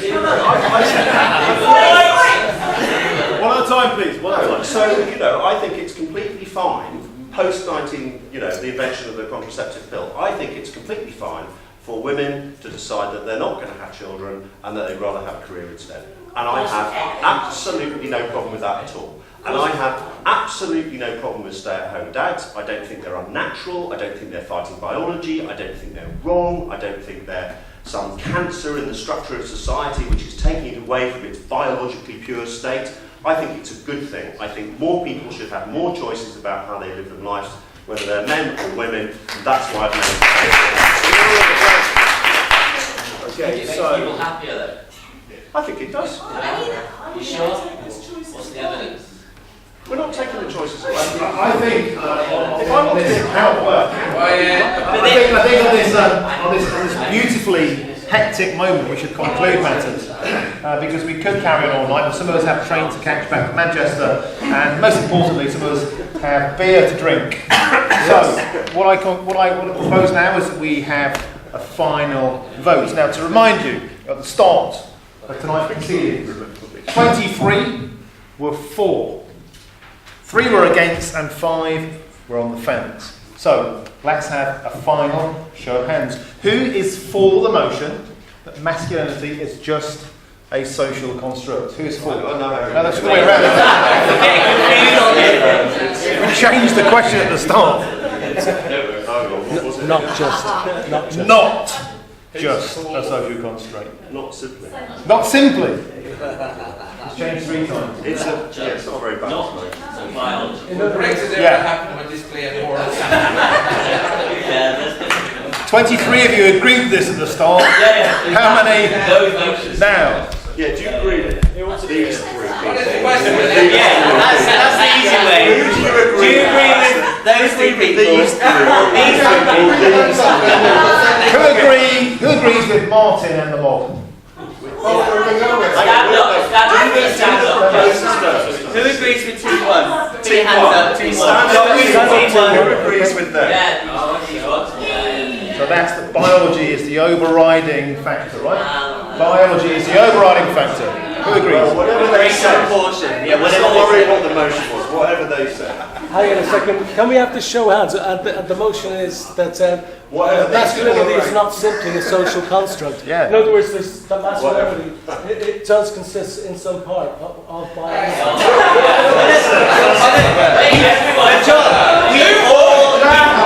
We've all argued. Just one second. We've all argued that there's some element of both. So I think what we're voting for is a bigger percentage biology, these guys, and then a bigger percentage social. Okay. Who thinks it's a bigger percentage biology? A bigger percentage biology. A bigger percentage biology. Team 1. A bigger percentage biology. Yeah. Team 1, 2, 3, 4, 5, 6. We're going to lose. Team 2.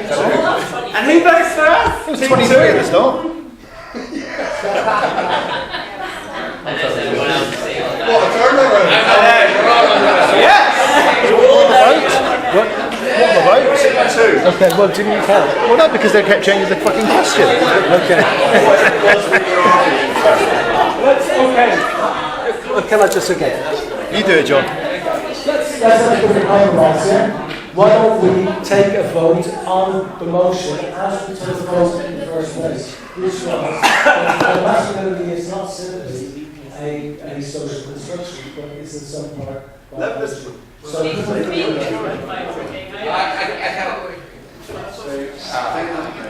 okay, I just can you keep your hands up for Keep your hands up. Okay, so masculinity is some part biological.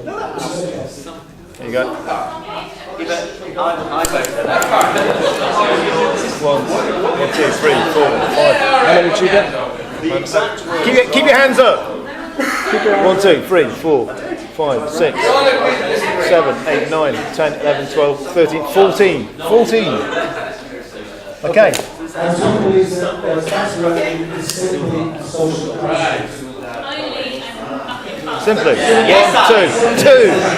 You're all a construct. You're all a construct. Lego. Two. Are we even?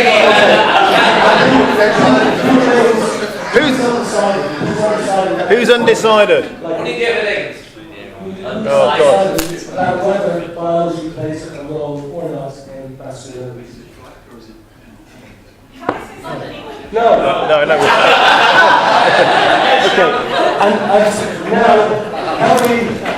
can we add to what Ned said, which I think is a sensible idea, seeing as everybody on the panel agrees that it's not a dichotomy, it's not a nurture, either or situation. So why don't we say, ask you to do this, to vote for which team you were most persuaded by? The best team. Was it the team who were arguing for some aspect? And please stand up, the team who were arguing for... Team biology. Loser. Team biology. Team biology. 1, 2, 3, 4, 5, 6. Hands up, please. 1, 2, 3, 4, 5. No. 14. 14 for team biology. Yeah, that's what I got. Yeah. And who was persuaded mainly by the other team, who were arguing mainly for the social construction of masculinity? 1, 2, 3, 4, 5, 6, 7, 8, 9, 10, 11, 12. Is that you, sir, as well? No? So it's 12. I'd say that's That's okay. I think that's within a margin of error. Undecided. Who is still undecided? Who is still undecided?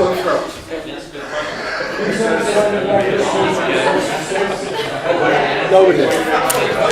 So it's 14. So they've won. Okay. If I could be overly so biology wins. I think the real winner here is a bit more positive discourse about masculinity. Yeah, hang on. All right.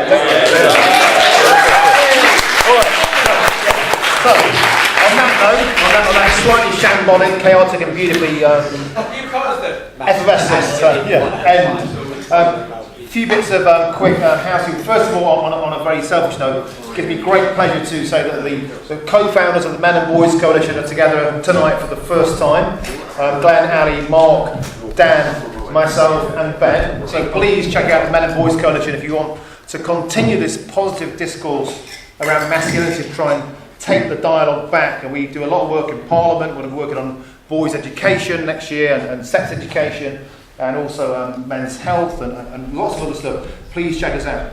Secondly, I want to talk about Glenn Paul, who's the international kind of coordinator of International Men's Day, Men and Boys Coalition founder. He's delivering a speech here on January the 5th.